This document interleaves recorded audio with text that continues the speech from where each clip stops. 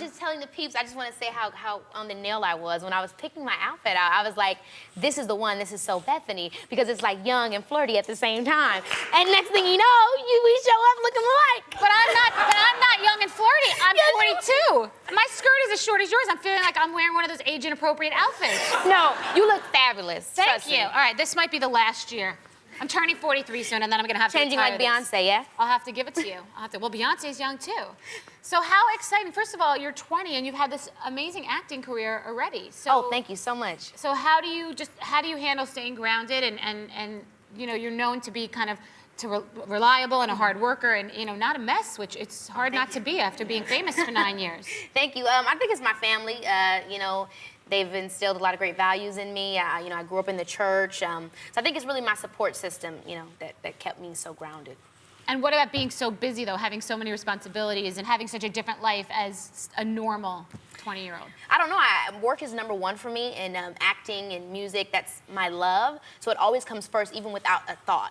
I don't even think twice about it, and then I just find a way to fit everything else in between it. It's what you want to be doing? Yeah. Do you have a social life? I do have a social life. It's not huge. I don't have many friends. I'm not really, I don't really party, go out, stuff like that. But I do like hang out, go to the movies. I love doing that type of stuff. I'm a homebody. I'm a Virgo. Yeah? Yeah. Oh, you're a Virgo. When's your birthday? August 26th. Oh, nice. Yeah. Any men? No. Or boys? Not anymore, you know. No? Just riding solo dolo. Yes? Well, good. It's perfect. This is when you should be riding solo dolo. Yes, just turned 20, so yeah. Yes, exactly. Oh my God, well, I'm so happy for you. Were you a fan of TLC? Because it's not your era, exactly. Yes, yeah, well, the TLC I knew was the later TLC, which is like the fan mail, the scrubs, you know, so I knew them from that. Well, would you ever date, what is a scrub is a guy who thinks he's fine. And also known as a buster. Right. Always am. Right, so have you ever dated a scrub? I think I have. You have? Is it difficult dating a scrub when you're successful?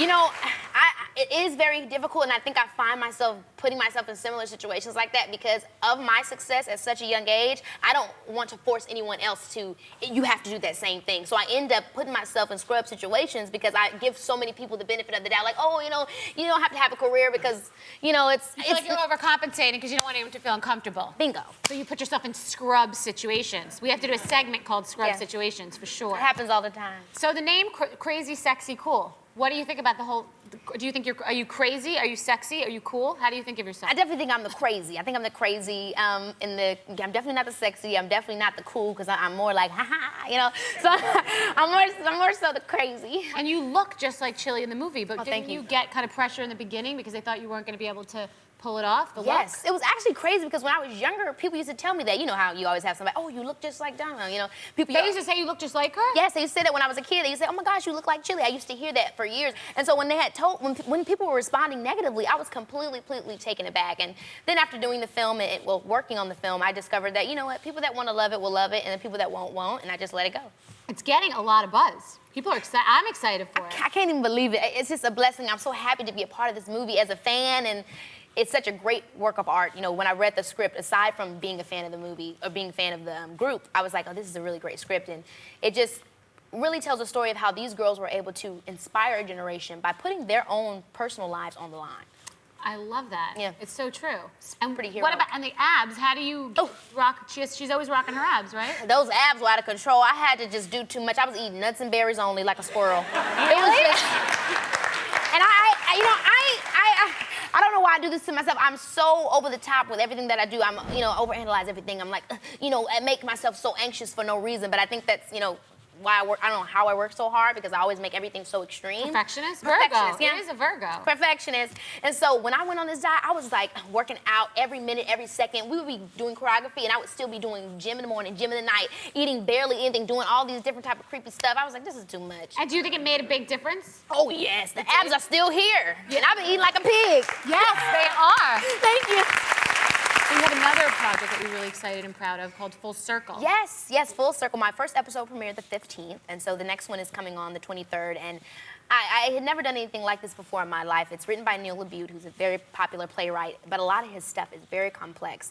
And I wasn't aware of that until I had actually gotten the part and read the script and, you know, started working on it. And I mean, when I tell you it was monologue after monologue, I was like, where can we see it? You can see it on DirecTV Network. DirecTV Network, it's called Full Circle. Yes, on the 23rd of October. Perfect. Yes, so my episode is about David Boreanaz's character. He's a comedian, and his comments on the internet spiraled out of control and ended up in a devastation with my older brother. And so I'm here at dinner with him trying to get him to admit his, you know, part in all of it. It's complex writing, but so good for the generation because you really don't realize the things that you say online, how they may affect, you know, someone living in Iowa or wherever it is. You really have to be careful with your words because someone can screenshot it and it's forever out there. Right. No, you're right.